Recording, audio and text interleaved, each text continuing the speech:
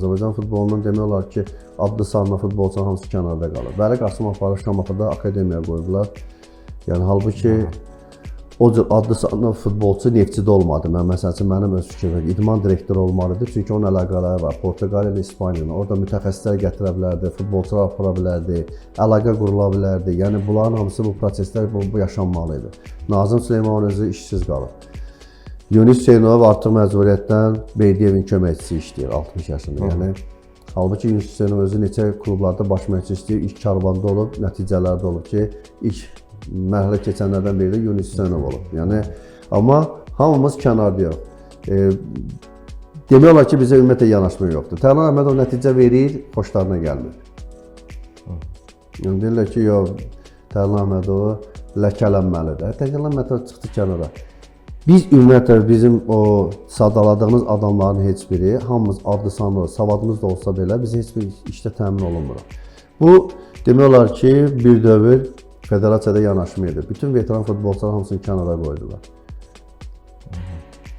Kim lazım idisə onları gətirdilər öz iş yanlarına və onlar da sadəcə olaraq proseslərdə verilən qərarlara düz qərardır. Amma biz yanlış qərar olduğunu dəfələrlə dedik, ona görə biz kənarda qaldıq. Biz futbolun inkişafını istədik.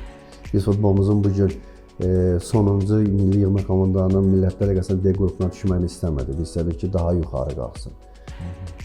Biz bunun üçün çalışdıq. Biz çalışdıq ki, Azərbaycan futbolunda yeniyetmə futbolçular yetişsin. Savadlı mütəxəssislərimiz yetişsin. Biz bunu tələb elədik, biz də xoşa gəlmədik. Yəni Azərbaycanın bugün baxın, klublarda karusel bir məşqçi prosesi var. Buradan çıxır, ora gedir, oradan çıxır, ora gedir. Hətta bu komandadan çıxıb yoldaca artıq başqa kluba təyin olunur. Amma Tərlan Əhmədov Neftçini Avroliqanın qrupuna çıxaranda 41 gün mən komandanı hazırlamışam. Bunu heç kimi dilinə gətirmir. Neftçi sonuncu pillədə gedirdi, 5 turdan sonra gəldim komandanın 3-cü demək mükafatçılar sırasına çıxartdım, ləkələndim, yola salındım. Gəldim, keşlərini çıxartdım, 3-cü yerə mükafatçılar sırasına yola salındım, getdim. Gəncəyə xahiş elədilər, getdim Xan Gəncəyə. Klubun rəhbəri İlqar Nadirə dedim ki, İlqar Nadiri, belə mən bura gəlinə qədər 3 klubda işləmişəm, ikisində nəticə vermişəm, amma ləkələnmişəm. Sən etmə, eləyəcəksənsə elə burada deyənək getməyə oram. Mən işimi görəcəm, sən amma getdi görə komandanı Premier Liqada saxladım, 6 turdan sonra 0 xal olan bir komandanı, amma sonda yenə də ləkələn. Yəni, bugün adlı sanlı futbolçuya, savadlı futbolçuya, mütəxəssisə bizdə ehtiyac yoxdur. Bizdə onlara işləyən, sərf eləyən adamlar var. Məşqçilər, mütəxəssislər var ki, onlar sərf edir. Komanda Premier Liqada qalmaq uğrunda oynayır. Neçə il olacaq bu?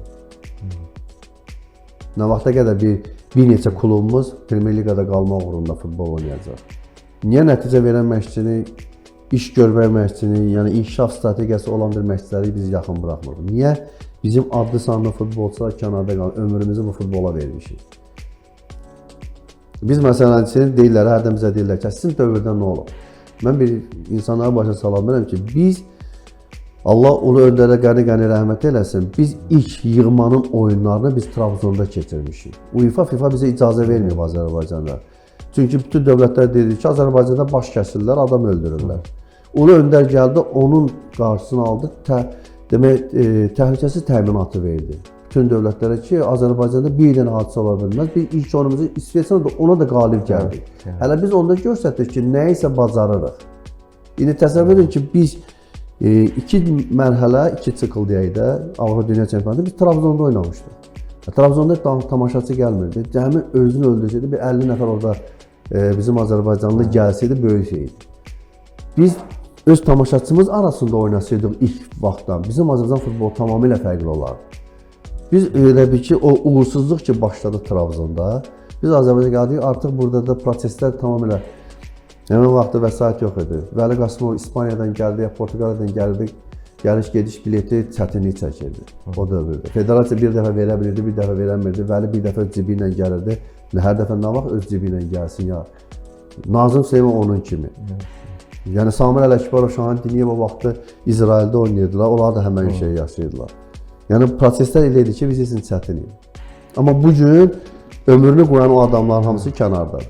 Yanaşmamız düzgün deyil. Ona görə də bugün futbolumuz bu vəziyyətdədir. Çünki bizə ümumiyyətlə baxıram futbolda bu gün savadlı mütəxəssisə ehtiyac yoxdur.